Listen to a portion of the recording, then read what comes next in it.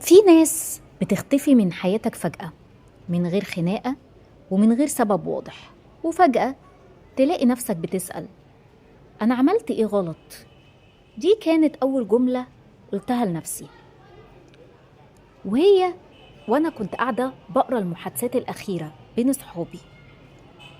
آخر سين كان من صحابي كان من أسبوعين، وآخر مكالمة كانت ما بينهم كانت من شهر، وآخر وعد كان منهم أنا مستحيل أبعد.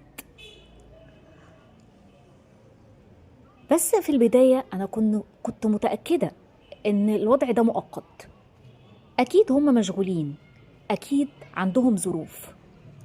لكن الأيام كانت بتمشي والمسافة كل شوية عمالة تكبر ما بينهم، لحد ما سألت نفسي: أنا بتكلم ليه ناس اختفت فعلا؟ والمشكلة إن مفيش نهاية واضحة ما بيني وما بينهم، لا في مشاكل اتحلت ولا حتى أصلا مشاكل بدأت. وده كان أصعب نوع من الوجع، الاختفاء. بقيت أراجع كل كلمة قلتها، كل موقف، كل مرة اتأخرت فيها في الرد، كل مرة زعلت منهم. عقلي كان بيدور على أي سبب، حتى لو هطلع نفسي أنا اللي غلطانة. لكن دايما العقل لازم تعرف بيكره النهايات المفتوحة. احنا وكبشر في العموم بنحب نفهم ليه الحاجة دي انتهت، لكن ساعات فعلا ما بيبقاش فيه إجابة أصلا. وفي يوم وصلت رسالة صغيرة جدا: انتي ما عملتيش حاجة غلط، وبس. لا في تفسير ولا في كلمة رجوع ولا حتى بيعتذروا اعتذار واضح.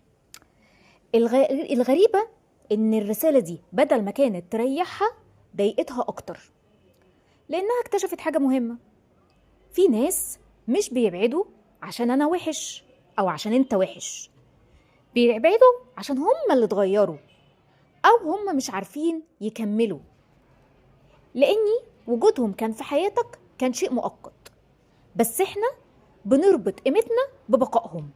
ودي كانت المشكلة. فضلت فترة طويلة فاكرة ان اي حد بيسيب حد يبقى اكيد الشخص ده هو السبب، زي انا كده، لحد ما فهمت الحقيقة: مش كل حد بيمشي في حياتك يبقى انت اللي خسارة.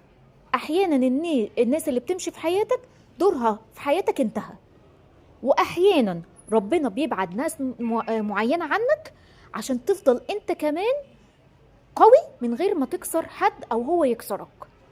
وفي لحظة هدوء بصيت لمحادثة قديمة كانت ما بيني وما بينهم ومسحتها، مش لاني كرهتهم، لكن عشان اخيرا فهمت ان التعلق الزائد بيخلي اي غياب ممكن يحسسك انه نهاية العالم، مع ان الحياة بتكمل. وان اخطر حاجة ممكن تعملها في نفسك انك تفضل مستني تفسير من حد، من شخص اختار انه يبعد من غير ما يتكلم. ومن يومها بطلت اسأل ليه الشخص ده مشي من حياتي، وبدأت اسأل ليه كنت مستني شخص واحد يحدد قيمتي كلها عنده. ودي كانت اللحظة اللي بدأت فيها فعلا ارجع لنفسي، وانا هحكي لك عن الحكاية.